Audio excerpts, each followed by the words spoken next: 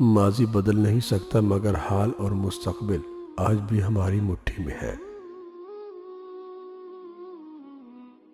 سب سے برا وقت وہ ہے جب تمہارے غصے کے خوف سے تمہارے ماں باپ اپنی ضرورت اور نصیحت کرنا چھوڑ دیں۔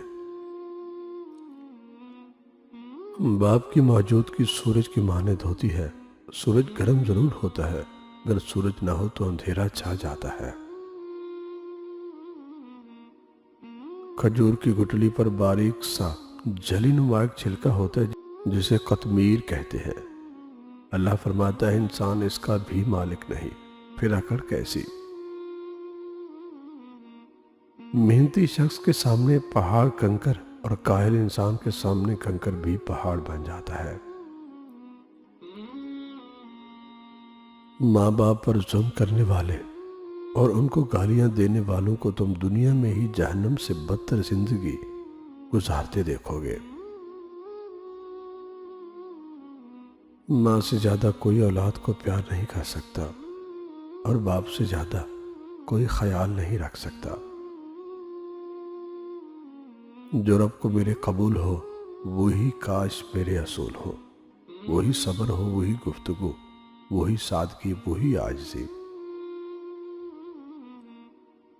ماں کی خدمت سے جنت تو مل جاتی ہے مگر جنت کا دروازہ اس وقت کھلتا ہے جب باپ کی عزت کی جائے۔ اپنے والدین سے ہم کلام رہو، یوں وہ بوڑھے جوان رہتے ہیں۔ اس دینے والے کا دروازہ کبھی بند نہیں ہوتا، یہ تو لینے والے ہی دروازہ کھٹکھٹانا بھول جاتے ہیں۔ اس کائنات میں صرف اللہ کی رحمت کی دکان ایسی ہے جہاں خریداری کے لیے اگر جیب میں کوئی نیکی نہیں تو اب ہاتھوں پہ چند آنسو رکھ کر جو چاہے لے لے۔ تاریخ کو آپ کے ماضی سے کوئی غرض نہیں کہ وہ کیسا اور کتنا شاندار گزرا ہے، وہ آپ کا حال دیکھ کر آپ کا مستقبل طے کرتی ہے اور یہی قانون فطرت ہے۔ ماں باپ کے حقوق، دل و جان سے ان کی عزت و احترام کرنا، حسن سلوک اور محبت و الفت کا معاملہ کرنا، شریعت کے دائرے میں رہتے ہوئے ان کی اطاعت کرنا، ان کے احسانات اور کاوشوں کی قدر دانی کرنا، ان کی حاجات و ضروریات پوری کر کے ان کو راحت پہنچانا، ان کی شادابی اور لمبی عمر کے لیے دعا کرنا، کثرت سے ان کی زیارت کرنا، انتقال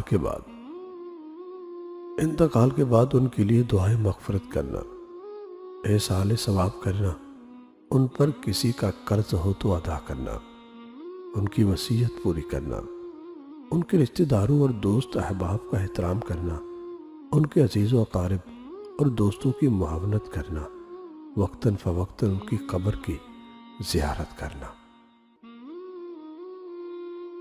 سوکھی چھڑی سے بھی بدتر ہے وہ اولاد جو بڑھاپے میں والدین کا سہارا نہ بن سکے۔ دعا اپنے لیے مانگنا عبادت ہے اور دوسروں کے لیے مانگنا خدمت ہے۔ عبادت سے جنت ملتی ہے اور خدمت سے اللہ۔